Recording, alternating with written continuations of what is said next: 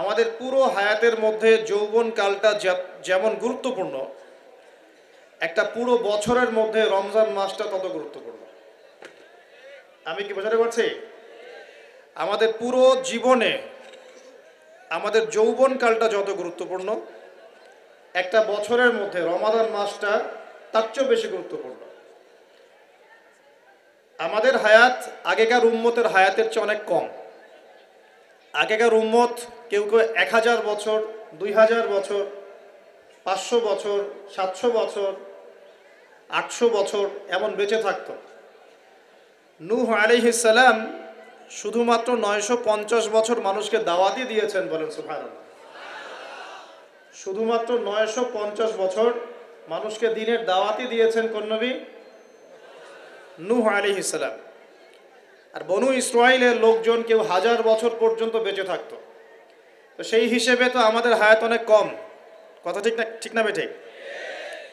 এই কম হায়াতকে মূল্যায়ন করে কিভাবে আল্লাহর সন্তুষ্টি অর্জন করব, এই কারণে আল্লাহ পাক আমাদেরকে কিছু ফজিলতের সময়, মাস এবং দিন দিয়েছেন।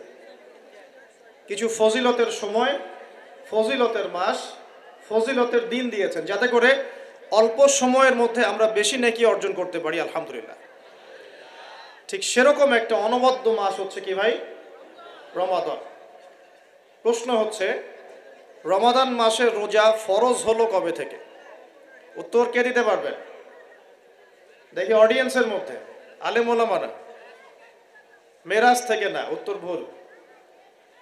অডিয়েন্সের মধ্যে কে বলতে পারবেন রমজান মাসের রোজা কবে ফরজ করা হয়েছে? আজকে বাংলাদেশের সাথে কে ক্রিকেট খেললো?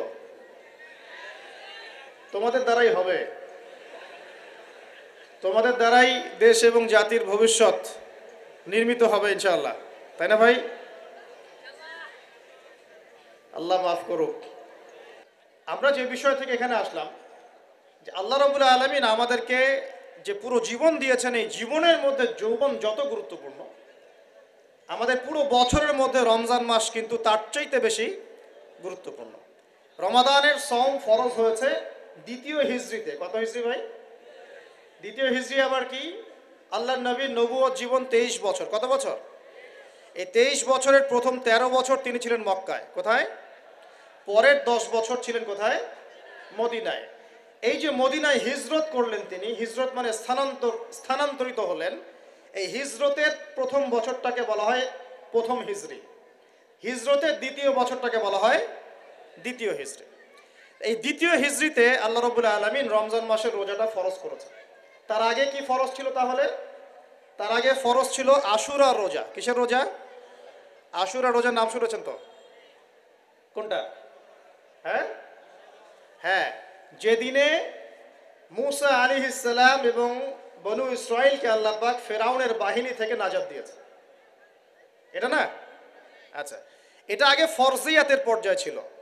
যখন রমাদানের সওম ফরজ করা হয় তখন এটা নফল হয়ে গেল এবং গুরুত্বপূর্ণ নফল। এখন দ্বিতীয় হিজরিতে শুধুমাত্র রোজাই কিন্তু ফরজ হয়নি, আরো দুইটা জিনিস হয়েছে যেটা অনেকে আলোচনায় নিয়ে আসেন না। দ্বিতীয় হিজরিতে 3টা জিনিস আমরা পেয়েছি। কয়টা ভাই? 3টা। এক, আগে আমরা নামাজ পড়তাম বাইতুল মাকদাস বা বাইতুল মাকদিস, ওই যে জেরুজালেম, সেদিকে মুখ করে নামাজ পড়তাম। ওইটা ছিল আমাদের কেবলা। কেন কেবলা ছিল? কারণ সমস্ত আম্বিয়া কেরামের বেশিরভাগই সেখানে এসেছেন এবং সেখান থেকে নবী সাল্লাল্লাহু আলাইহি ওয়াসাল্লামকে মেরাজে নিয়ে যাওয়া হয়েছে এবং ওই জায়গাটা বরকতময়। আমাদের প্রথম কেবলা ছিল বাইতুল মাকদিস। এই যে রমজান মাসে আমরা নতুন একটা দিক পেলাম, নতুন এক কেবলা পেলাম, নতুন একটা জাতি গঠন করলাম। আল্লাহু আকবার। রমজান মাস শুধু রোজা দেয় নাই, একটা জাতির ঐক্য দিয়েছে, বলেন সুবহানাল্লাহ। এই কথাটা অনেকে বলে না। রমজানে রোজা ফরজ হয়েছে, পাশাপাশি একটা নতুন জাতির উত্থান ঘটেছে। তার নাম কোন জাতি? মুসলিম জাতি। যে জাতি সমস্ত নবীদেরকে আল্লাহর নবী বলে স্বীকার করে। ইব্রাহিম আলাইহিস সালাম আল্লাহর নবী, আমরা তাও স্বীকার করি। দাউদ, সুলাইমান, মুসা, ঈসা সবাই আল্লাহর নবী, আমরা স্বীকার করি। তাওরাত, জাবুর, ইনজিল সমস্ত কিতাব আল্লাহ নাজিল করেছেন, আমরা স্বীকার করি। তবে আমরা বিশ্বাস করি এই কিতাব এবং রাসূলগণ একটা নির্দিষ্ট সময় নির্দিষ্ট গোত্রের জন্য প্রযোজ্য ছিলেন। যখন মানুষ সেই আসমানি কিতাব বিকৃত করা শুরু করেছিল, আল্লাহ পাক নতুন কিতাব নাযিল করেছেন। এরই ধারাবাহিকতায় আল্লাহ পাক সর্বশেষ নবী মুহাম্মদুর রাসূলুল্লাহ সাল্লাল্লাহু আলাইহি ওয়াসাল্লামকে শেষ নবী করেছেন, যার পরে আর কোনো নবী নাই। এবং তার কাছে নাজিল করেছেন আল কোরআন। এই কোরআনের পরেও কোনো কিতাব নাই। এই যে একটা ইস্যু চলে মাঝে মাঝে, কিছু মানুষ আল্লাহর নবীর পরে নবুয়ত দাবি করে না, করে কি না? আপনারা মনে করেন যে এটা হচ্ছে একটা ধর্মতাত্ত্বিক ইস্যু, অনেকেই এটা মনে করে, বেশিরভাগ মানুষই মনে করে এটা একটা রিলিজিয়াস ইস্যু, তাই না? ধর্মতাত্ত্বিক ইস্যু। আসলে এটা একটা জিওপলিটিক্যাল ইস্যু, এটা একটা ভূ রাজনৈতিক ইস্যু। এটা শুধু ধর্মতাত্ত্বিক ইস্যু নয়। এই যে কয়দিন আগে মারামারি হলো না, আমরা তো অনেক খতমে নবুয়ত নিয়ে অনেক কথা বলছি না? আমরা তো বিশ্বাস করি মুহাম্মদ সাল্লাল্লাহু আলাইহি ওয়াসাল্লাম সর্বশেষ নবী, তারপরে কোনো নবী নেই। কিন্তু ভণ্ড নবী আসবে 30 জন। কতজন? বাংলাদেশে এই পাঞ্জাবকে কেন্দ্র করে এই যে ইংরেজ আমলে যে ঘটনাগুলো ঘটেছে, পাঞ্জাবি একজন মায়ের সন্তান বলেছে আমি মাহদি, আমি ঈসা, পরে বলেছে সেই নাকি নবী, নাউজুবিল্লাহ। তো এই ঘটনাটাকে আপনারা মনে করেন, বেশিরভাগ মানুষ মনে করেন যে এটা হচ্ছে একটা ধর্মতাত্ত্বিক ইস্যু। আসলে এই বিষয়টা হচ্ছে একটা জিওপলিটিক্যাল ইস্যু, ভূ রাজনৈতিক ইস্যু। এটার মধ্য দিয়ে একটা পলিটিক্স চলছে, সূক্ষ্ম পলিটিক্স। কেন একটা মানুষ এই দাবি করার সাহস পাবে একটা মুসলিম উম্মার মধ্যে, একটা মুসলিম সমাজের মধ্যে এরকম দাবি করার সাহস পাবে কিভাবে? একটা এলাকায় মনে করেন সবাই খাস পর্দা করে, ওখানে একটা মেয়ে কি একদম বিকিনি পরে বের হওয়ার সাহস পাবে? যখন সাহস পাবে তখন বুঝতে হবে ওর পিছনে অনেক শক্তিধর কোনো শক্তির হাত আছে, আদারওয়াইজ সে তো সাহস পেত না। বুঝতে পারছেন না কথা? এখানে মনে করি কেউই মাদক সেবন করে না, সবাই মাশাআল্লাহ মুত্তাকি মানুষ। এবং ওপেনে একজন মানুষ মদের বোতল খুলে মদ খাওয়া শুরু করলো। এই সাহসটা যে পেল, নিশ্চয়ই এর পিছনে কোনো শক্তি আছে, হয় শয়তানি আছে, অথবা না হয় তার কোনো ইকোনমিক পাওয়ার আছে, না হলে কোনো জিওপলিটিক্যাল শক্তি আছে। এই ইস্যুটা শুধুমাত্র ধর্মতাত্ত্বিক ইস্যু নয়, এর পিছনে একটা পুরো ভূ রাজনৈতিক ইস্যু আছে। এটা বুঝবে কারা? যারা খিদির, যারা শেষ জামানার খিদির, যারা শুধু বাইরের চোখ দিয়ে দেখে না, যারা ভিতরের চোখ দিয়ে দেখতে পারে। আমার কথা কঠিন মনে হচ্ছে কি? যারা শুধু বাইরের চোখ দিয়ে দেখে না, ভিতরের চোখ দিয়েও দেখতে পারে, এরা বুঝতে পারবে ইনশাআল্লাহ। অনেক সময় অমুসলিম ভাইয়েরাও ভিতরের চোখ দিয়ে দেখা শুরু করেছে এখন।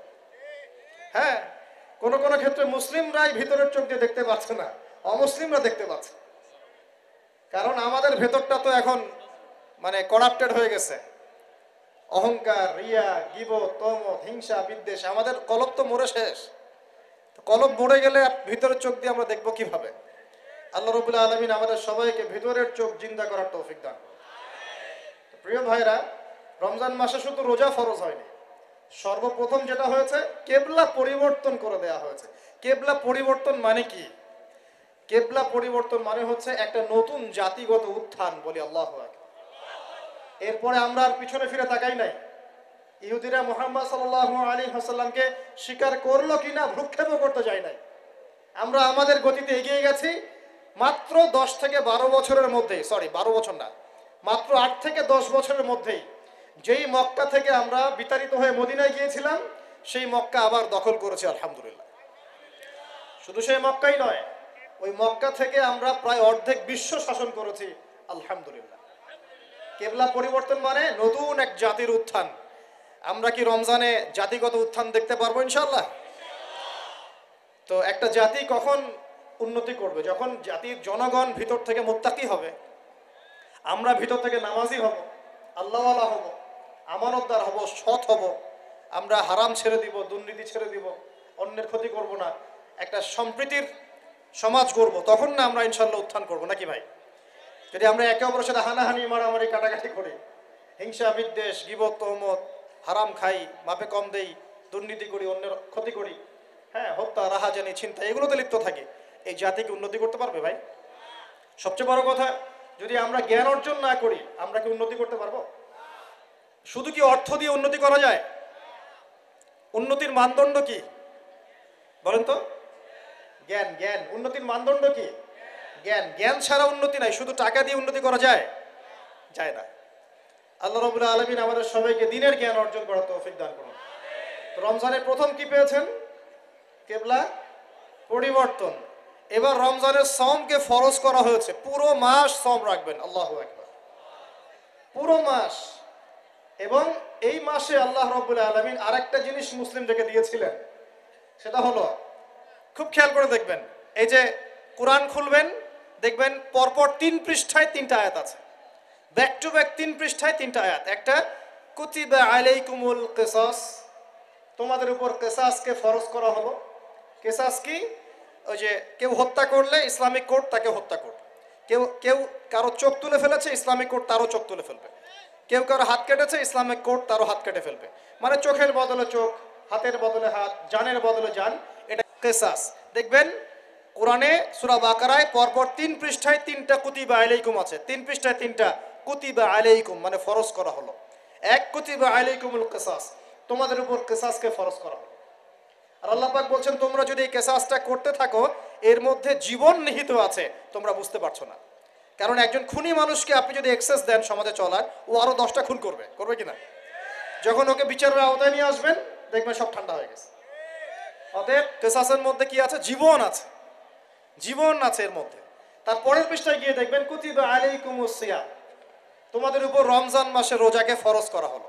কামা কুতিবা আলাল্লাযীনা মিন ক্বাবলিকুম, যেমন করে তোমাদের পূর্ববর্তীদের উপরেও রোজাকে ফরজ করা হয়েছিল, লাআল্লাকুম তাত্তাকুন, যাতে তোমরা মুত্তাকি হতে পারো। রমজানের সওমের উদ্দেশ্য কি তাহলে? মুত্তাকি হওয়া, আল্লাহ ভীরুতা অর্জন করতে পারো, এটা উদ্দেশ্য। ঠিক তার পরের পৃষ্ঠায় গিয়ে দেখবেন, কুতিবা আলাইকুমুল কিতাল আছে, তোমাদের উপরে যুদ্ধকে ফরজ করা হয়েছে, এটাও আছে, দেখবেন। ঠিক এই কারণেই রমজান মাসে বদরের যুদ্ধ সংগঠিত হয়েছে, বলেন আল্লাহু আকবার। এই যে দ্বিতীয় হিজরি কথা বলছি, এই দ্বিতীয় হিজরিতেই কেবলা চেঞ্জ করা হয়েছে, দ্বিতীয় হিজরিতেই রমজানের সওম ফরজ করা হয়েছে, দ্বিতীয় হিজরিতেই বদরের যুদ্ধও হয়েছে। সুবহানাল্লাহ। তিনটার মধ্যে মিল পাচ্ছেন? এই তিনটাই কোরআনের পরপর 3 পৃষ্ঠা আছে। কুতিবা আলাইকুমুল কিসাস, কুতিবা আলাইকুমুস সিয়াম, কুতিবা আলাইকুমুল কিতাল। এটার মধ্যে একটা মিল আছে না? তার মানে রমজান মাস আমাদেরকে শেখাবে একটা জাতিগত ঐক্য, রমজান মাস শেখাবে কোরআনকে সময় দেয়া, কোরআনের হক আদায় করা, রমজান মাস শেখাবে আমাদেরকে অন্যায়ের বিরুদ্ধে প্রতিবাদ করা।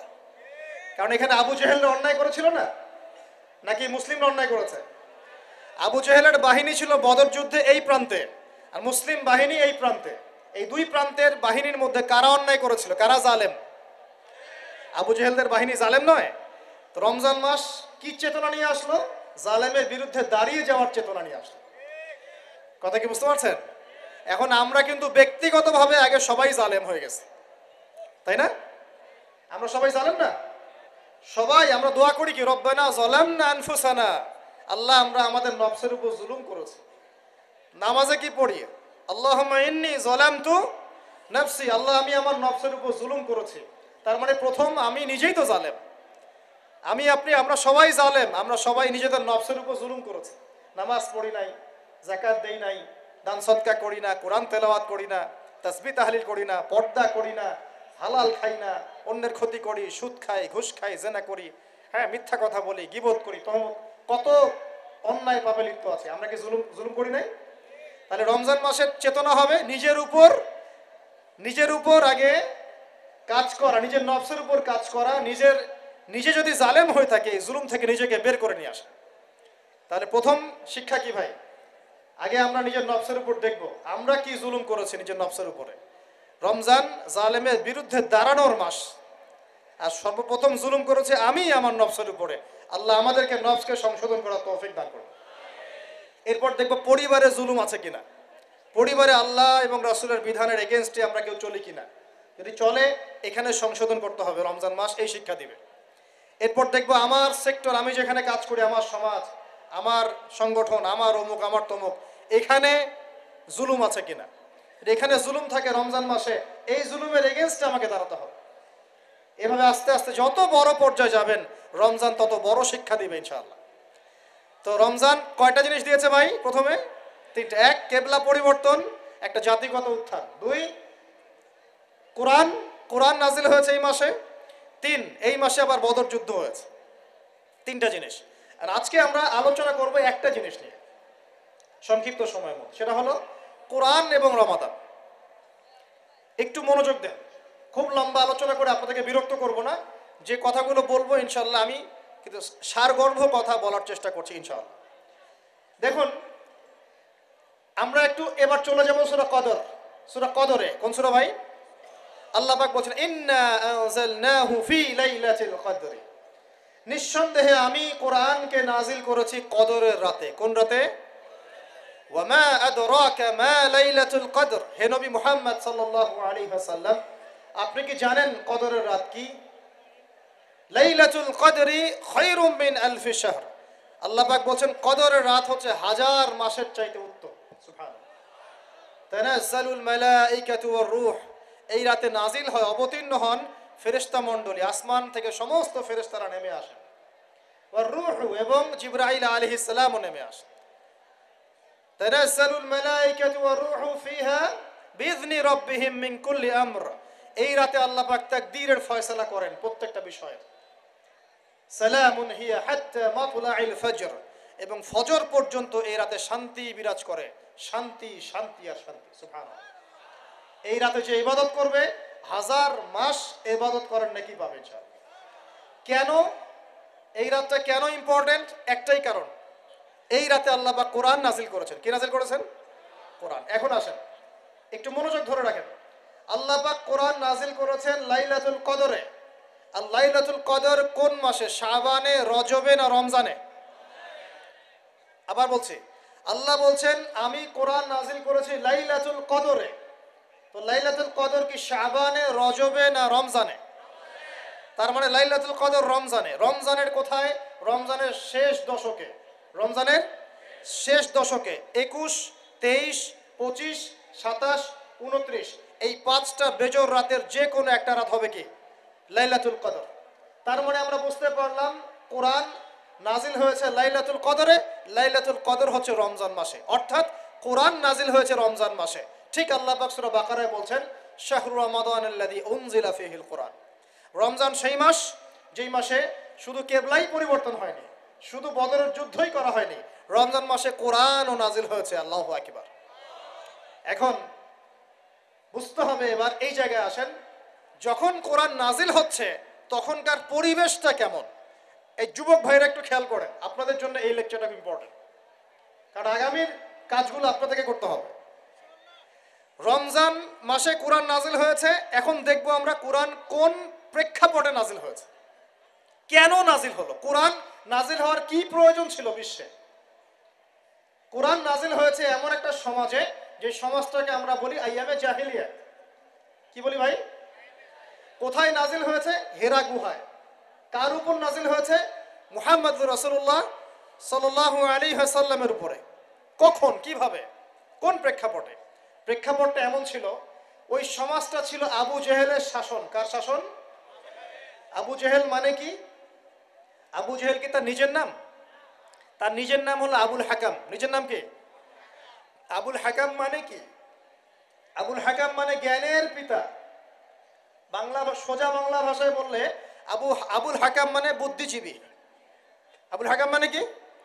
আমাদের সমাজে বুদ্ধিজীবীর অভাব আছে। টকশো মাথায় ফেলছে, একদম টকশোর পর টকশো, টকশোর পর টকশো, খালি বক বক বক বক বক বক, কাজের কাজ কিছুই নাই। কথা যতটুকু, কাজ তার চেয়ে অল্প। এত কথা, সুবহানাল্লাহ। মানে পৃথিবীর সব জ্ঞানী মানুষ এখানেই আছে। ভাবখানে এমন, পৃথিবীর যত জ্ঞানী মানুষ আল্লাহ পাক এখানেই নাজিল করছে। আবুল হাকাম, তার নাম আবুল হাকাম, জ্ঞানের পিতা। কার নাম? আবুল হাকাম। তাহলে এখন বলেন, আবু জেহেলের নাম আবুল হাকাম, তো এখন আমরা ওকে আবু জেহেল বলে ডাকি কেন? বলেন দেখি। ও কোন জ্ঞান অর্জন করে নাই, কোন জ্ঞান চেনে নাই? যখন কোরআন নাজিল হচ্ছে এবং রাসূল সুন্নাহ দিয়ে দাওয়াতি কাজ করছেন, ইসলামের প্রচার করছেন, ও ইসলামের এই আলো চিনতে পারে নাই বলেই তার নাম আবু জেহেল। সে অনেক বস্তুবাদী জ্ঞানী ছিল ঠিকই, সে সমরবিদ্যা জানতো, অর্থনীতি জানতো, সে কূটনীতি জানতো, সে রাষ্ট্র পরিচালনার জ্ঞান জানতো, সে দারুন নাদওয়া পরিচালনা করতো, সে ব্যবসা করতে পারতো, সে কি জানতো না? কেন তাকে আবু জাহেল বলছি? কারণ সে কোরআন সুন্নাহর জাজল্যমান সত্যটাকে ডিনাই করেছে, এই কারণে। এরকম লোক আমাদের সমাজে আছে কি না? শুধু আমাদের সমাজে না, এরকম লোক দিয়ে এখনকার বিশ্বটাই ভর্তি। এখনকার বিশ্বে আবু জেহেল দিয়ে ভর্তি সব। অর্থনীতি, জিওপলিটিক্স, ভূরাজনৈতিক প্রেক্ষাপট, philosophy, science, arts, commerce, medical science, engineering, এমন কোনো জ্ঞান নাই যে তার জানা নাই।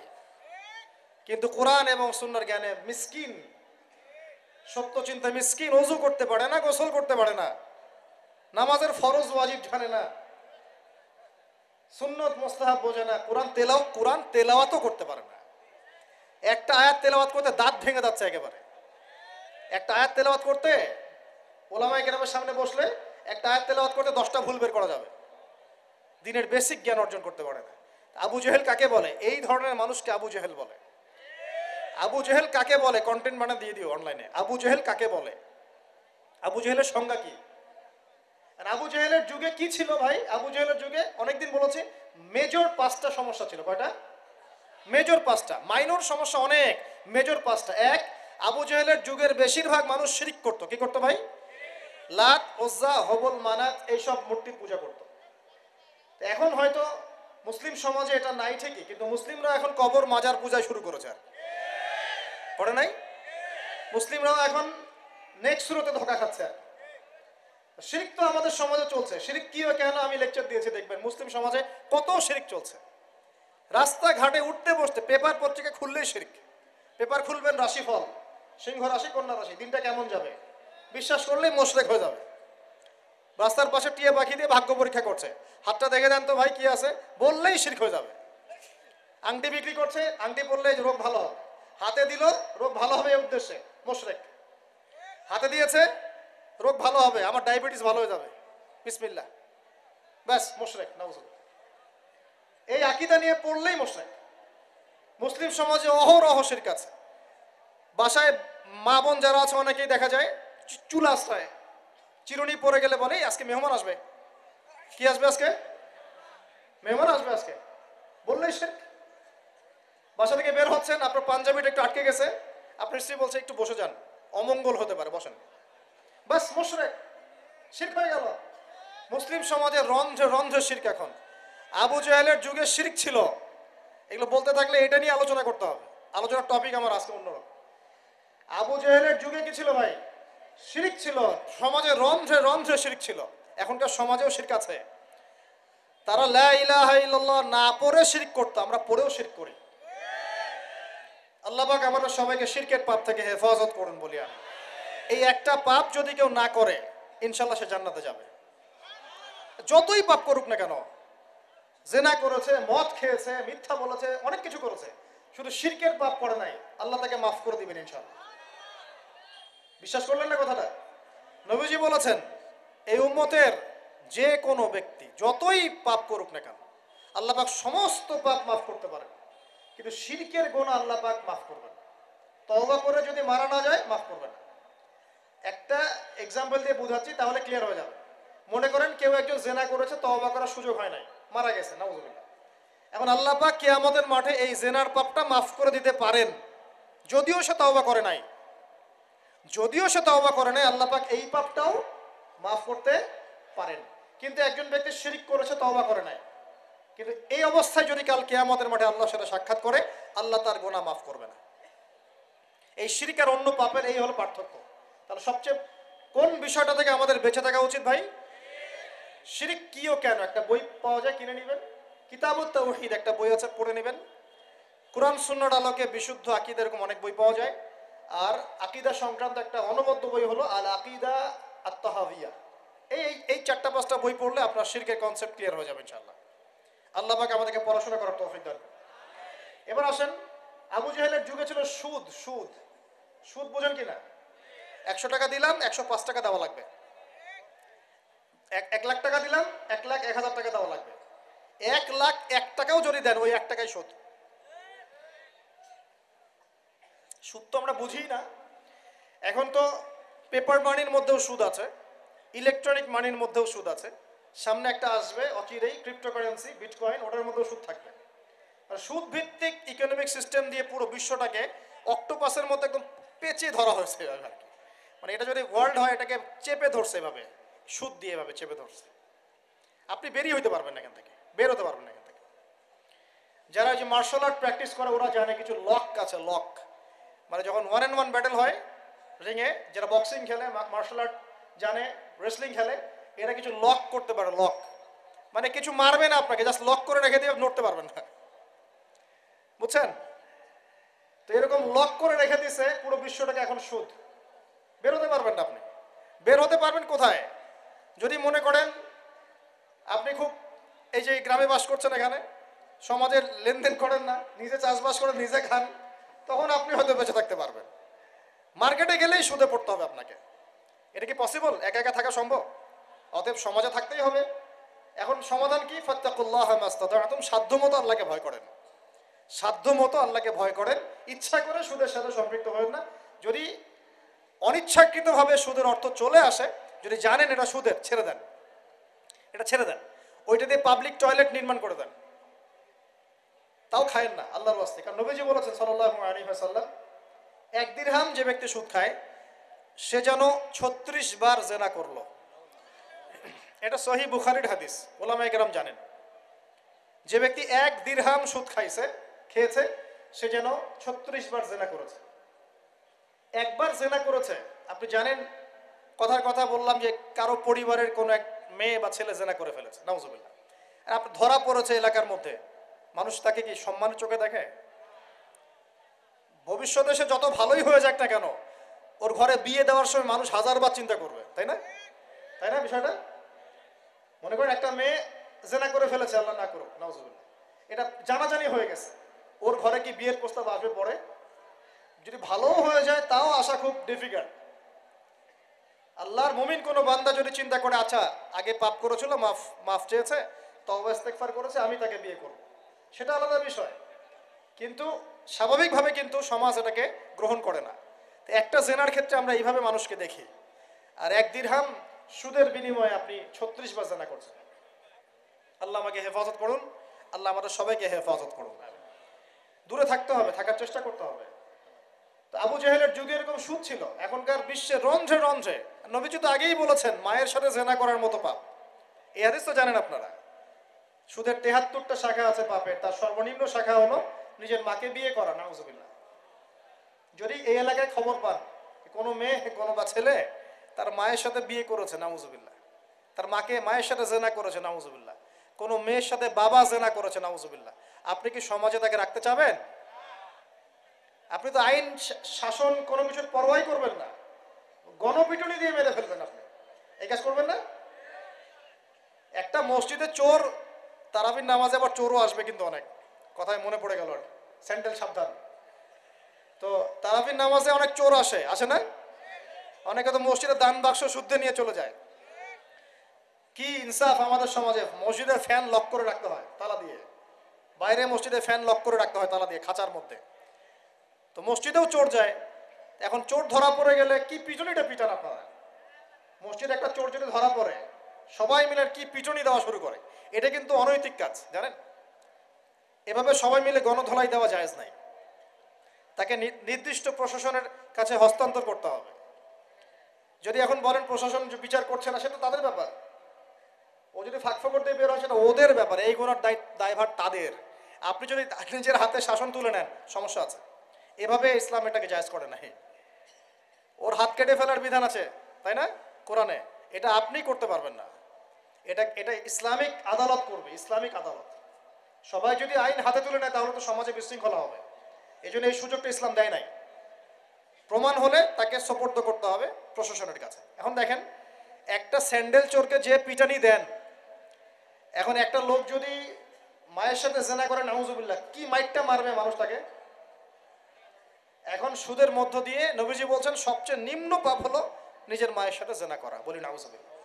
আমরা অ্যাভেলেবেল কাজগুলো করছি, এই বোধোদয় আমাদের হচ্ছে না, কারণ কলব মরে গেছে। কলব কি হয়েছে ভাই? মরে গেছে। কলব জিন্দা করতে হবে। কলব জিন্দা করার জন্যই রমজান, কলব জিন্দা করার জন্যই কোরআন, এবং কলব জিন্দা করার জন্যই বেশি বেশি মৌতের ফিকির আর আল্লাহর জিকির বেশি বেশি করা। আল্লাহ পাক তৌফিক দান করুন। তো আবু জেহেলের যুগ ছিল সুদের যুগ। কিসের যুগ? 1 নম্বর, আবু জেহেলের যুগ ছিল শিরকের যুগ। দুই, আবু জেহেলের যুগ ছিল সুদের যুগ। তিন, আবু জেহেলের যুগ ছিল মাদকের যুগ। কিসের যুগ? এখন নাই? কম না বেশি? সুবহানাল্লাহ। রাস্তাঘাটে দেখি ছোট ছোট ছেলে পেলে এই যে প্লাস্টিকের ভিতরে কি কি জানি খায়, ছোট ছোট ছেলে, একদম ছোট কচি কাঁচা বাচ্চা। এদের ভবিষ্যৎ নিয়ে ভাববেটাকে? আমাদেরকে ভাবা উচিত না ভাই? আমাদের যুবকদের মধ্যে বড় একটা অংশ আজকে মাদকের ভয়াল থাবায় ডুবে গেছে, যায় নাই? এদেরকে ফেরাতে হবে না? ফেরানোর জন্য আমি আমার পক্ষ থেকে একটা খালি নসিহত করবো, একটা নসিহত, অনলি একটা। সারা দুনিয়ার মাদক যদি সেবন করো, তোমার মনের কষ্ট দূর হবে না। মাদকের কাছে গিয়েছে কেন আমি বলছি। কেন গিয়েছে জানেন? এক সঙ্গদোষ, কোনো খারাপ সার্কেলে পড়েছে, বলেছে আয় একটু সিগারেটে টান দে, কি সমস্যা? ও একদিন টান দেওয়া শুরু করেছে, পরে আস্তে আস্তে আস্তে আস্তে অভ্যস্ত হয়ে গেছে। আমরা ছোটবেলায় তাবলিগ জামাতে যেতাম, এই মসজিদ ওই মসজিদ, তো দেখতাম সেখানে আমাদের যে মানে কাফেলা থাকতো, সেখানে কিন্তু দুই একজন স্মোকারও চলে যায় মাঝে মাঝে, যায় না? সেহেরি করেছি আমরা, সেহেরি করার পরে আমাদের এক বড় ভাই কি সেই নেশা, আমার সিগারেট কোথায়, আমি এখন কি খাবো, আমার সিগারেট কোথায়? তাবলিগ জামাতে। তারপরে মাশাআল্লাহ উনি তাবলিগ জামাতে গিয়ে আলহামদুলিল্লাহ এখন আল্লাহর ওলি হয়ে গেছে মাশাআল্লাহ। মানুষ এরকম মানুষ আছে না, সিগারেটের চেইন স্মোকার, নেশা।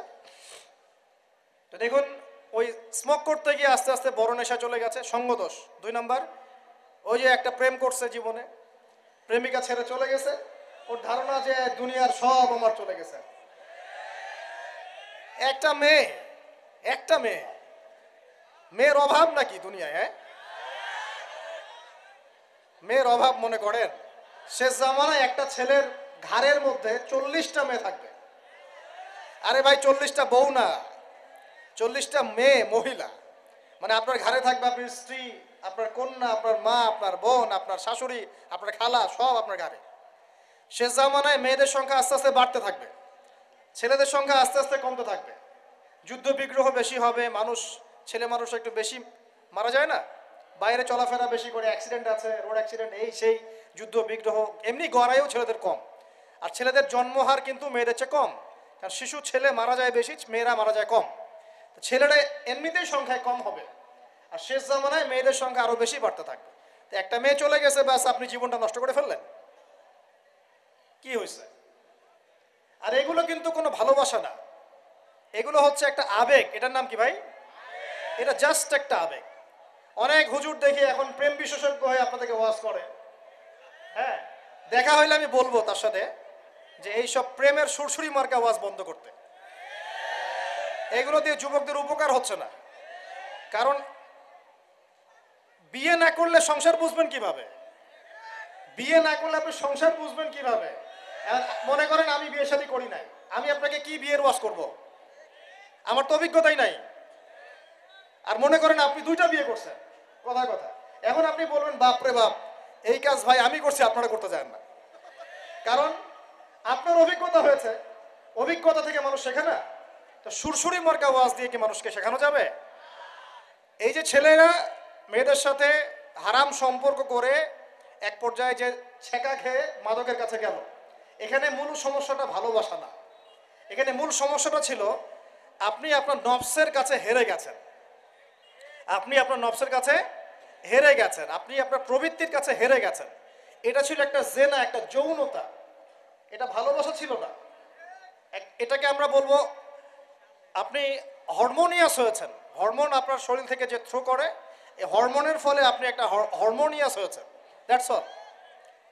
আর যে মেয়েটা আপনাকে উঠতি বয়সে এইসব মিথ্যা প্রতিশ্রুতি দিয়েছিল, সেও ছিল একটা প্রতারক। কি ছিল একটা? সে নিজেও জানতো না যে সে নিজে কি করছে, সে নিজেও জানতো না সে চায় কি, তখন আপনিও বুঝতেন না আপনি কি চান। এগুলো আর জীবন জগৎ বাস্তবতা রেসপন্সিবিলিটি সম্পূর্ণ আলাদা জিনিস। ভালোবাসার সংজ্ঞা কি তাহলে? ভালোবাসার সংজ্ঞা হচ্ছে, ভালোবাসার ডেফিনেশনটা হচ্ছে যে আপনি যাকে পছন্দ করেন, যাকে আপনি ভালোবাসেন, তাকে আপনি কতটুকু বোঝেন, এটা হলো ভালোবাসার ডেফিনেশন। আপনি তাকে বোঝেন কিনা, আপনি তার স্বপ্নের পাশে অংশীদার হতে পারছেন কিনা, তার যে লাইফের অ্যাম্বিশন, এখানে আপনি তার পাশে সাথ দিতে পারছেন কিনা, তার হাত ধরে থাকতে পারছেন কিনা, সে হোঁচট খেলে আপনি তার পাশে থাকতে পারছেন কিনা, হ্যাঁ, সে খারাপ সময় পার করলে আপনি তাকে সাপোর্ট দিতে পারছেন কিনা, আপনি তাকে কনফিডেন্স দিচ্ছেন কিনা, এগুলো ভালোবাসা। আমরা আমাদের সন্তানদেরকে ভালোবাসি না? সন্তান পড়ে গেলে আমরা হাত ধরে তুলি, ওঠো, কিছু হয়নি, আবার যাও, এটার নাম ভালোবাসা। আর এই যে নোংরা জেনা, হারাম অ্যাফেয়ার্স, এটার মূল জিনিসটা যৌনতা। এটা কি জিনিস ভাই? যৌনতা। যারা বলে না এখানে একটা ডিভাইন লাভ আছে, ঐশ্বরিক লাভ, আমি বলি একটা প্রতারণায়। ঐশ্বরিক লাভ নয়, এটা হচ্ছে শয়তানি লাভ। কারণ কি দেখেন, মনে করেন আপনি তাকে খুব ভালোবাসেন, সে আপনাকে অনেক ভালোবাসে, তাহলে এখন তার সাথে দেখা করেন না, দেখাটা বন্ধ করে দেন, হাত ধরেন না, জড়াই ধরেন না, শারীরিক সম্পর্ক করেন না, আপনি এখানে তার সাথে পর্দা মেনটেন করেন, দেখেন পারেন কিনা। সে বলবে না আমি রাজি না, মেয়েও রাজি হবে না, ছেলেও রাজি হবে না। মেয়েও একটু সুরসুরি পছন্দ করে, ছেলেও পছন্দ করে। আর এদিকে তো বিয়ে কঠিন করে ফেলা হয়েছে, এদিকে আবার পর্নোগ্রাফি ছড়ায় দেওয়া হয়েছে। তো সব মিলায়ে এরা নিজের চরিত্রকে হেফাজত করতে ব্যর্থ হচ্ছে। সলিউশন কি? সলিউশন হচ্ছে ভালো কাজে ব্যস্ত থাকা, নামাজ ঠিকঠাক মতো পড়া, কোরআনকে সময় দেয়া, রিজিকের সোর্স তৈরি করে আল্লাহর কাছে একজন নেককার মেয়ে চেয়ে নেয়া, এবং দিনদারিতে দেখে একটা মেয়েকে বিয়ে করে ফেলা। বিয়ে করবেন জাস্ট যখন আপনি কবুল বলবেন আল্লাহ পাকের কালিমাকে সাক্ষী রেখে, আপনি ফিল করবেন যে তখনই আল্লাহর পক্ষ থেকে এই অপরিচিত একটা মানুষের প্রতি আপনার একটা মহব্বত তৈরি হয়ে যাবে। এটাই ভালোবাসা, এটাই ভালোবাসা। আর এটা আল্লাহ রাব্বুল আলামিন সূরা রুমের মধ্যে বলেছেন। সূরা রুমে আল্লাহ বলেছেন ওয়াজআলা বাইনাহুম মাওয়াজ্জাতা ওয়া রাহমা, আমি আল্লাহ তাদের মাঝখানে মহব্বত এবং ভালোবাসা সৃষ্টি করে দিই। আল্লাহু আকবার। আল্লাহ সৃষ্টি করে দেন। আমাদের নানীদেরকে দেখবেন, নানা নাই, দাদা নাই, দাদি নারীদেরকে দেখবেন, বলবেন না আমি আমার স্বামীর ভিটা ছেড়ে কোথাও যাব না, বলে না?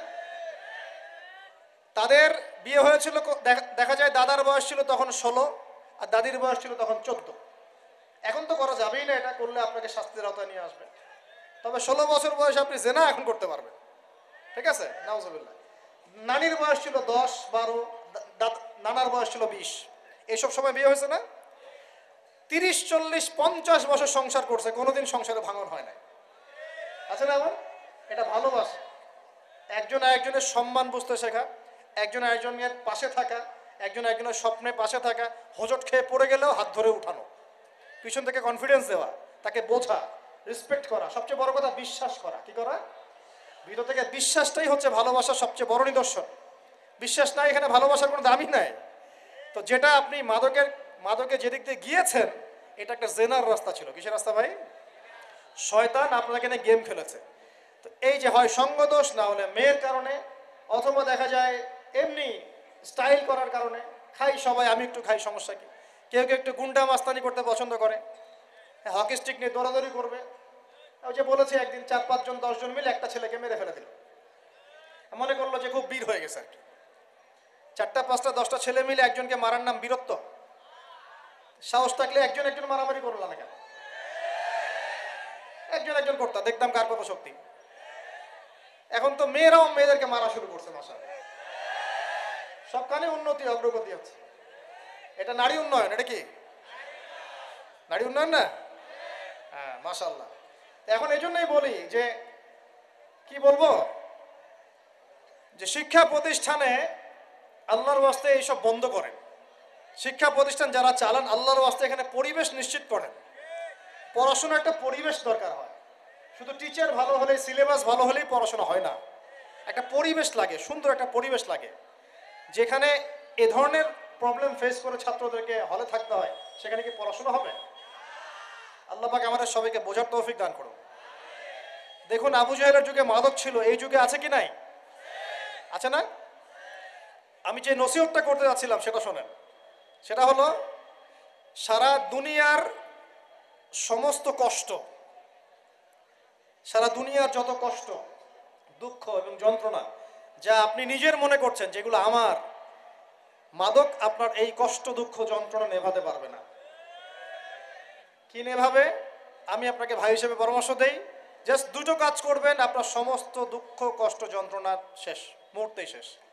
এক নাম্বার, সুন্দর করে অজু করে মসজিদে গিয়ে আল্লাহকে সেজদা করেন, আপনার সমস্ত কষ্ট চলে যাবে, চলে যাবেই, আমি গ্যারান্টি দিচ্ছি 100% গ্যারান্টি, আপনার সমস্ত কষ্ট চলে যাবেই ইনশাআল্লাহ। আমাদের নবী যখনই কষ্ট পেতেন নামাজে দাঁড়িয়ে যেতেন। তুমি কষ্ট পেলে ব্যঞ্জন ধরাও। যখনই নবী কষ্ট পেতেন, তার কষ্ট মনে হতো, খারাপ লাগতো, কোনো কিছু উদ্বিগ্ন চিন্তিত হতেন, তিনি অজু করে নামাজে দাঁড়াতেন আল্লাহু আকবার বলে। আর তুমি গ্যাস লাইটার বের করেই ব্যাস ধরিয়ে টান দেওয়া শুরু করো।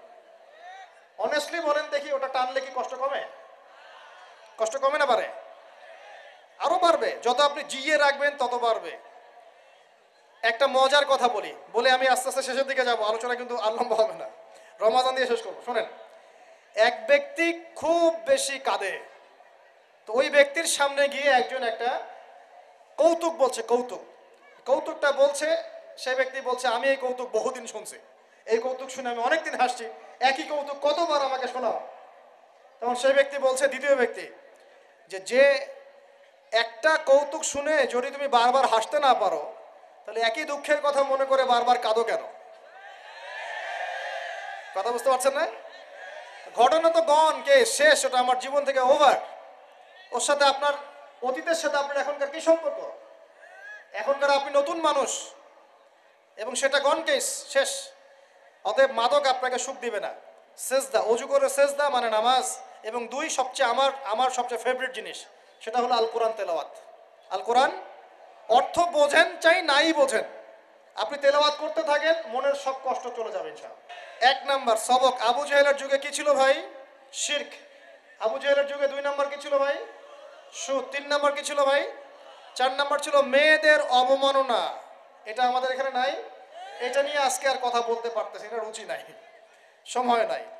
সমাজের রন্ধ্রে রন্ধ্রে এখন মেয়েদের উপর নির্যাতন না, ধর্ষণ, জেনা, ব্যভিচার, পরকীয়া বাড়ছে না, বেহায়াপনা বাড়ছে না, ওই যে ছেলেদের পোশাক পরে মেয়েরা ঘুরছে না, নোংরামি ফাহেসা কাজ বাড়ছে না। এই কারণেই তো ভূমিকম্প আসবে। এই কারণে কি আসবে? ভূমিকম্প আসবে, তো আমি তো জানি আসবে ইনশাআল্লাহ, কবে আসবে সেটা জানি না, কিন্তু যে পাপগুলোর কারণে এগুলো আসে এটা দেখা যাচ্ছে। আল্লাহ আমাদেরকে হেফাজত করুন বলি আমিন।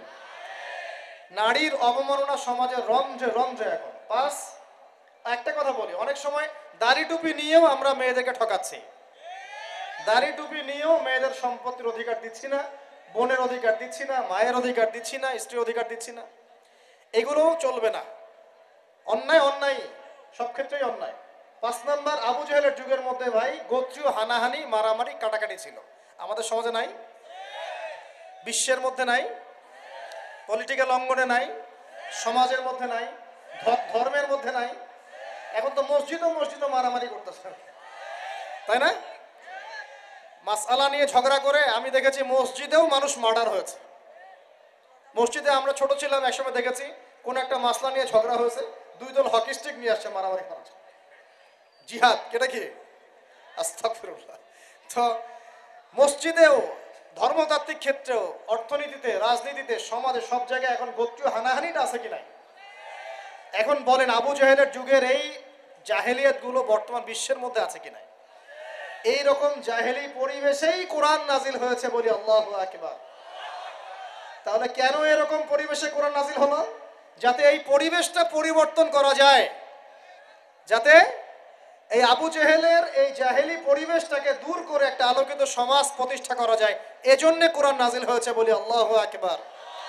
কোরআন শুধু তাবিজ করার জন্য নাজিল হয় নাই, পানি পড়া খাওয়ার জন্য নাজিল হয় নাই, ওই 40 আর মিলাদ পড়ার জন্য নাজিল হয় নাই।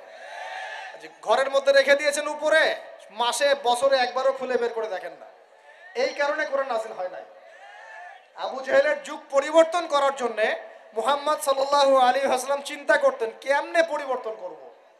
হেরা গুহায় বসে তিনি চুপচাপ ভাবতেন। এই যে বলি আমরা হেরা গুহায় বসে তিনি ধ্যান করতেন, আসলে তিনি ধ্যান করতেন না। এখানে ধ্যান শব্দ না, শব্দ হচ্ছে মোরাকাবা। শব্দ কি? মোরাকাবা, আত্মপর্যালোচনা। মানে আমি কিভাবে এই জাহেলি মানুষগুলোকে চেঞ্জ করব, এই চিন্তা চিন্তা চিন্তা। এক পর্যায়ে আল্লাহ পাক কোরআন নাজিল করলেন। আল্লাহু আকবার। তার মানে কোরআন কেন নাজিল হলো? আবু জেহেলের যুগটাকে চেঞ্জ করার জন্য। এখন 23 বছর সময়ের পরে দেখেন তো, একটু এদিকে মনোযোগ দেন। 23 বছর পরের দিকে তাকান। 23 বছর পরে আবু জাহেলের যুগের মধ্যে কোনো শিরক আছে? কোনো সুদ আছে? মাদক আছে? মেয়েদের কোনো সম্মানহানি আছে? গোত্রীয় হানাহানি আছে? আবু জাহেল নিজেও আছে নাকি? ও তো নিজেও নাই। তার মানে পুরো সমাজটা পরিবর্তন হয় নাই।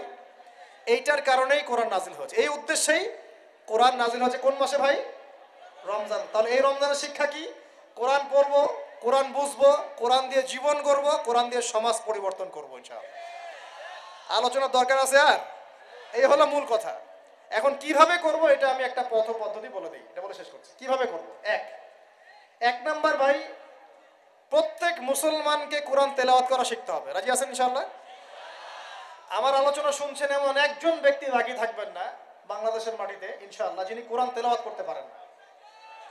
একজন ব্যক্তিও বাকি থাকবেন না যিনি কোরআন তেলাওয়াত করতে জানেন না। আল্লাহ পাক আমাদের সমস্ত দিনী ভাই বোনদেরকে, আমাদের রাজনীতিবিদ, আমাদের প্রশাসনের কর্মকর্তা, আমাদের সমাজের নেতা, অর্থনৈতিক নেতা, আমাদের যুবক যুবতী, কিশোর কিশোরী, তরুণ তরুণী, সবাইকে আল্লাহ পাক কোরআন তেলাওয়াত করার তৌফিক দান করুন। সবাই আমাদের ভাই না? এই পুরো দেশ আমাদের না? জাতি আমাদের না? আমরা কি কেউ কারো শত্রু? আমরা সবার জন্য দোয়া করবো ইনশাআল্লাহ। আল্লাহ পাক সবাইকে কোরআন তেলাওয়াত করার তৌফিক দান করুন। সমাজ পরিবর্তন করতে চান, কোরআন তেলাওয়াত করতে পারেন না, এই ভণ্ডামি চলবে না। এই ভণ্ডামি চলবে না। আল্লাহর ওয়াস্তে আল্লাহকে সাক্ষী রেখে বলেন, এই রমজানে আমরা কোরআন তেলাওয়াত করা শিখবো ইনশাআল্লাহ। কারণ রমজান মাসে কোরআন নাজিল হয়েছে, এই মাসের হক আমি আদায় করবো ইনশাআল্লাহ। 2 নাম্বার, কোরআন অবশ্যই কিছু অংশ মুখস্থ করতে হবে। কিছু অংশ বলতে একটা সূরা, 5টা সূরা, 10টা সূরা, 1 পারা, 2 পারা, 3 পারা, পারলে পুরো কোরআন। নামাজ পড়তে কয়টা সূরা লাগে? 10টা সূরা হলে নামাজ পড়া যায় না? 5টা সূরা হলে নামাজ পড়া যায় না? আমরা সারা জীবনে যে বাংলা, ইংরেজি, অঙ্ক, গণিত, সমাজ, বিজ্ঞান, ধর্ম পড়ে শেষ করলাম, হ্যাঁ? তো কোরআনের যদি একটা পারা মুখস্থ করতে না পারি, আমরা কোন মুখ আল্লাহর কাছে দেখাবো বলেন তো দেখি? আমাদের এই চেহারাটা নবীকে দেখাতে হবে না? দেখাতে হবে। কিন্তু হাউজে কাউসারে নবী দাঁড়িয়ে থাকবেন, আমরা কিন্তু সামনে যাব, এই মুখ নিয়ে যাব, ইয়া রাসূলুল্লাহ আমি কোনোদিন কোরআন পড়ি নাই, ইয়া রাসূলুল্লাহ আমার পেটে বোম মারলে সূরা ফাতিহা বলতে পারি না, এই মুখ নিয়ে যাব? আমরা এই মুখ নিয়ে যাব না ইনশাআল্লাহ। আমরা এমন মুখ নিয়ে যাব, ইয়া রাসূলুল্লাহ আমি আমার সারা জীবন খাটিয়ে দিয়েছি কোরআনের দাওয়াতে, কোরআনের প্রতিষ্ঠায়, কোরআনের সংগ্রামে, কোরআন সমাজে বাস্তবায়নের জন্য ইনশাআল্লাহ। এই মুখ নিয়ে যাব ইনশাআল্লাহ তাআলা। এবং কোরআন আমার কলিজার মধ্যে আছে, বইয়ের পৃষ্ঠার দরকারই নাই, কোরআন কলিজার মধ্যে থাকবে, হিফজ থাকবে ইনশাআল্লাহ। 1 পারা করে হিফজ করতে পারবো না ইনশাআল্লাহ ভাই? অল্প একটু টার্গেট দিলাম, সবাই মিনিমাম 1 পারা কোরআন তেলাওয়াত করব প্রত্যেক দিন ইনশাআল্লাহ। আর 1 পারা কোরআন হিফজ করব ইনশাআল্লাহ এই রমজানে। রাজি আছি ইনশাআল্লাহ? 1 পারা বলতে 30তম পারা, আম্মা ইয়াতাসাআলুন, এখান থেকে নিয়ে মিনাল জিন্নাতি ওয়ান নাস, 37টা সূরা। কয়টা সূরা ভাই? ডেইলি একটা করে করলেই হয়ে যাবে ইনশাআল্লাহ। পারা যাবে ইনশাআল্লাহ? আল্লাহ পাক তৌফিক এনায়েত করুন, বলি আমিন। মন থেকে দোয়া করি আল্লাহ পাক যুবক ভাইদেরকে কবুল করুন। শয়তান 3টা ধোঁকা দিবে। কয়টা?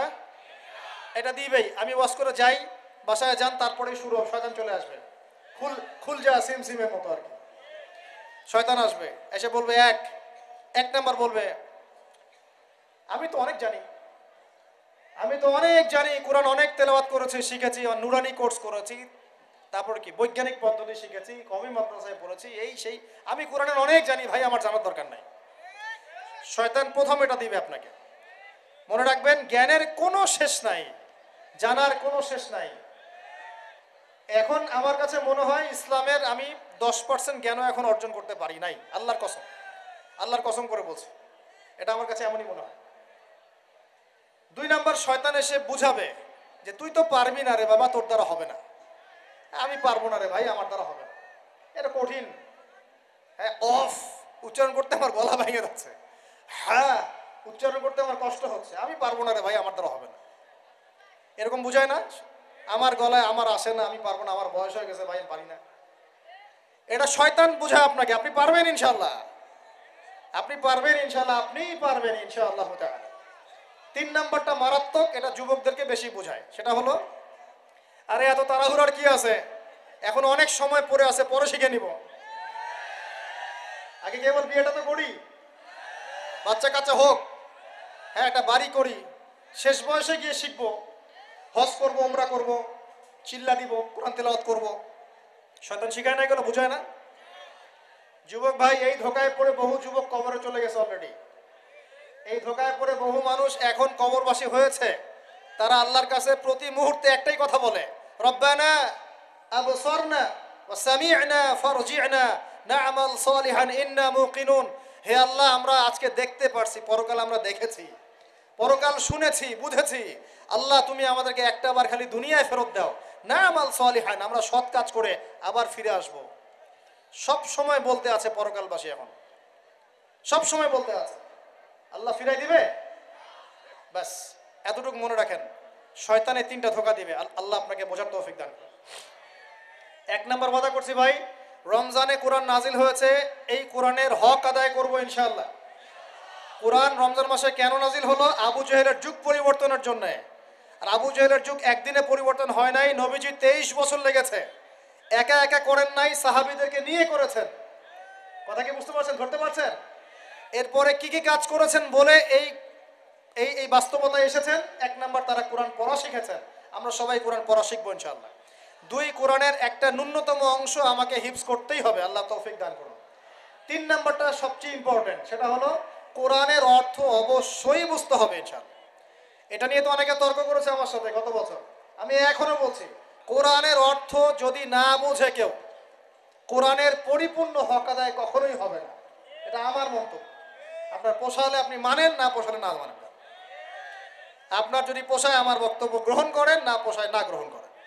কোরআনের হক যদি আদায় করতে হয়, কোরআনের হক আদায় করতে হয়, কোরআনের হকটা যদি আদায় করতে হয়, অর্থ অবশ্যই বুঝতে হবে। কোনো অবস্থাতেই কোরআনের অর্থ বোঝা ছাড়া আপনি কোরআন বুঝতেই পারবেন না, মানতেই পারবেন না, সম্ভব না।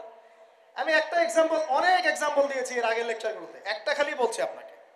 মনে করেন আমি আপনার সামনে একটা আয়াত তেলাওয়াত করলাম, বিসমিল্লাহির রহমানির রহিম, আলহাকুমুত তাকাসুর হাত্তা যুরতুমুল মাকাবির কাল্লা সাওফা তা'লামুন সুম্মা কাল্লা সাওফা তা'লামুন কাল্লা লাউ তা'লামুনা ইলমাল ইয়াকিন লাতারাউন্নাল জাহিম সুম্মা লাতারাউন্নাহা আইনাল ইয়াকিন সুম্মা লাতুসআলুন্না ইয়াওমাইযিন আনিন নাঈম। আমাকে অর্থ বলেন, কি বুঝলেন এই সূরা থেকে? আপনি কি বুঝলেন? আব্দুল্লাহ ভাই কি বুঝলেন? আব্দুর রহমান ভাই কি বুঝলেন? আপনি বুঝছেন তেলাওয়াতটা সুন্দর ছিল, হুজুর সুর দিয়ে বলে না, এমনি এমনি বলেছে। আর যদি সুর করে পড়তাম, সুরটা শুনে বলতেন সুরটা ভালো ছিল, আপনি এতটুকু হেদায়েত পেয়েছেন। কিন্তু যে ব্যক্তি, এখানে যারা মাদ্রাসার ছাত্র উলামায়ে কেরাম যারা আছেন, তারা এই আয়াতের গভীরে ঢুকে এর শিক্ষাটা নিতে পেরেছে। যখনই আমি তেলাওয়াত করেছি আলহাকুমুত তাকাসুর হাত্তা যুরতুমুল মাকাবির, যে কোরআনের অর্থ জানে তার কলিজার মধ্যে একটা ধাক্কা লেগেছে। এখন জিজ্ঞেস করে দেখেন, আল্লাহ পাক বলেছেন প্রাচুর্যের মোহ তোমাদেরকে মহাচ্ছন্ন করে রেখেছে। দুনিয়ার এই প্রাচুর্যের মোহ, তোমরা এর মধ্যে ডুবে গেছো, মহাচ্ছন্ন করে রেখেছে। যতক্ষণ না তোমরা কবরে যাচ্ছ, কখনো নয়, শীঘ্রই তোমরা জানতে পারবা। অপেক্ষা করো, শীঘ্রই জানতে পারবা। তোমাদেরকে অবশ্যই জাহান্নাম দেখানো হবে এবং কিয়ামতের মাঠে অবশ্যই তোমাদেরকে নিয়ামত সম্পর্কে জিজ্ঞেস করা হবে। যে এই অর্থটা বুঝলো, জানলো, তার তার কলিজার মধ্যে কোরআনের মর্মটা নাজিল হয়ে গেল না? সে কোরআনের হকটা কি বেশি আদায় করলো না আপনার চাইতে? সে কোরআনের শিক্ষা অর্জন করতে পারলো না? এখন এই আয়াতের উপর আমল করলেই তো তার জীবন সফল। এখন বলেন, অর্থ বোঝার দরকার আছে কি নাই? এভাবে প্রতিটা আয়াত যে ব্যক্তি জানে, সে তার জীবনটাকে সুন্দর করে গোছাতে পারবে না? সে দুনিয়া আখিরাতে সফল হবে না আমি হব? নিঃসন্দেহে সে ব্যক্তি সফল হবে যে কোরআনের এবং সুন্নাহর অর্থ জানে এবং বোঝে, আমল করে। আল্লাহ পাক আমাদের সবাইকে কোরআনের অর্থ বোঝার তৌফিক দান করুন। এখন প্রশ্ন হচ্ছে কিভাবে বুঝবেন? মাদ্রাসায় পড়তে পারলে আপনি অটোমেটিকলি বুঝে যাবেন, তবে অনেক মাদ্রাসাতে পড়েও কিন্তু অনেকে অর্থ বোঝে না, এমনও আছে কিন্তু মানুষ। এটা তাদের সমস্যা, মাদ্রাসার সমস্যা না। মাদ্রাসায় পড়ানো হয় ঠিকই, ওই যে ফাঁকিবাজ স্টুডেন্ট থাকে কিছু। আবার অনেকে জেনারেল লাইন থেকে পড়েও কিন্তু অর্থ বুঝতে পারে, সুযোগ আছে। আল্লাহ পাক এটা খাস করে দেন নাই কিছু মানুষের জন্য, এটা সবার জন্য কোরআন। এখন পদ্ধতি কি? আরবি ব্যাকরণ শিখতে হয়, আরবি ভাষা জানতে হয় এবং ক্লাসিক্যাল মাদ্রাসার কিছু কিতাব পড়তে হবে। এগুলো যদি পড়তে না পারেন, কমপক্ষে একটা বিশুদ্ধ তাফসীর বাসায় কিনে রমজান মাসে পড়া শুরু করেন। তাফসীর ইবনে কাসির নাম শুনেছেন? বাসায় কিনেন। মারিফুল কোরআন নাম শুনেছেন? বাসায় কিনেন। তাফসীরে জালালাইন নাম শুনেছেন? বাসায় কিনেন। কিনে পার ডে আপনি 10টা করে আয়াত পড়া শুরু করেন অর্থসহ। ইনশাআল্লাহ 1 বছরের মধ্যে আপনি কোরআনের অর্থ বুঝে ফেলবেন। বুঝে না ফেলেন, আপনার ধারণা হবে কোরআনে কি লেখা আছে, একটা ধারণা হবে যে কোরআনে কি আছে। আপনি কোরআন সম্পর্কে অজ্ঞ এবং অন্ধ থাকবেন না। আল্লাহ পাক আমাদের সবাইকে কোরআনের হক আদায় করার তৌফিক দান করুন। এরপরে কাজ হচ্ছে কোরআনের আদেশগুলো মেনে চলা। কোরআনে আল্লাহ যত আদেশ দিয়েছেন সবগুলো মেনে চলা।